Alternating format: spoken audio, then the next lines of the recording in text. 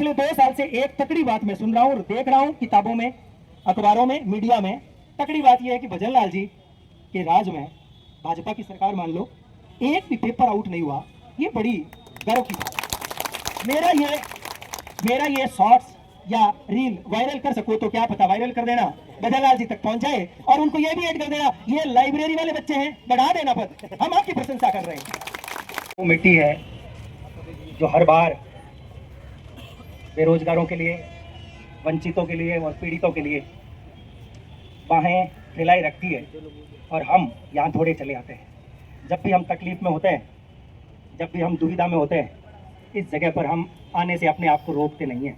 एक बार फिर से लाइब्रेरियन भर्ती परीक्षा 2024 परीक्षा हो चुकी है और पदों में पहले से ही भर्ती, एग्ज़ाम होने से पहले ही हमने भी और आप तमाम विद्यार्थियों ने ये लगातार डिमांड करी है कि पदों में वृद्धि होनी चाहिए थी।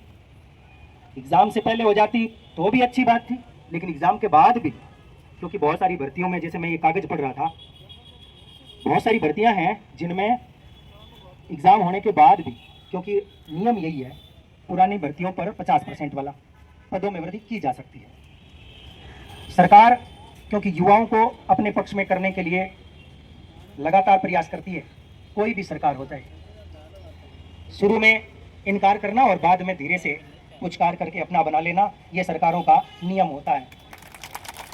हो सकता है थोड़ा परेशान आपको किया जा रहा है, काफ़ी दिनों से लगातार आप इधर उधर चक्कर लगा रहे हैं, और परेशान किया जा सकता है और उसके बाद में आपसे खून भी निकलवा लिया है। हो सकता है आपको भूखा भी 2-4 दिन आने वाले टाइम में रखवा ले। कुछ बच्चियां कह रही है हम कई दिनों से वैसे ही भूखे हैं, प्यासे हैं।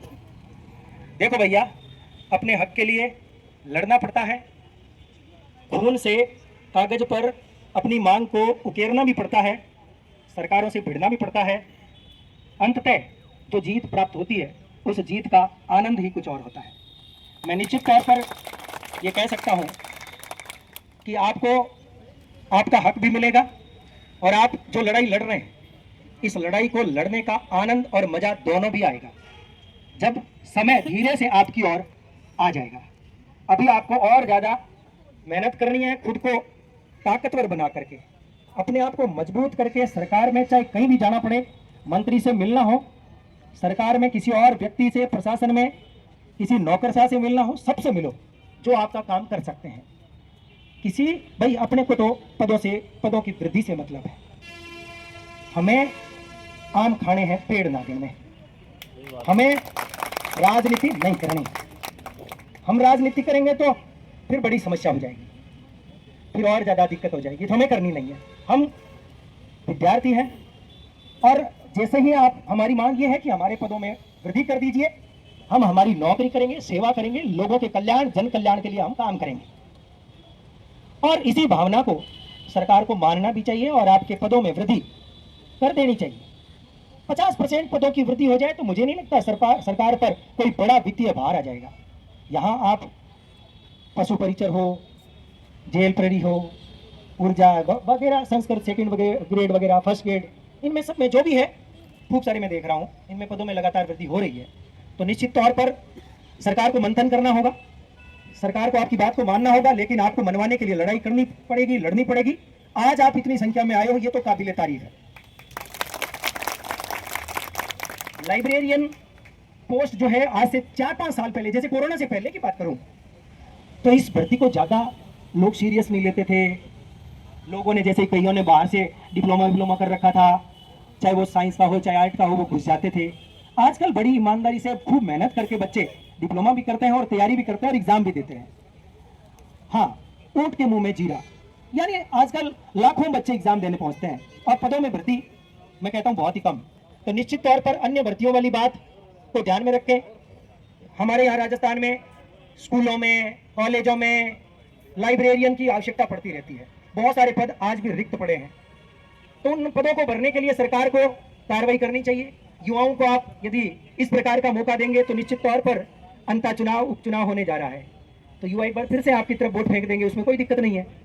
हम तो भाई इस हाथ से दो और इस हाथ से लो, हमें क्या दिक्कत है? सही बोल रहा हूँ ना? अन्यथा आप हमें देंगे नहीं तो हम आपको लौटाएंगे कैसे? हम फिर उल्टा पुल्टा कर देंगे, समस्या क्रिएट होगी। युवाओं को राजी रखो, युवा आपको राजी रखेंगे। मैं ऐसा सरकार को भी भरोसा दिला देता हूं। हाँ, पिछले 2 साल से एक तकड़ी बात मैं सुन रहा हूं और देख रहा हूं किताबों में, अखबारों में, मीडिया में।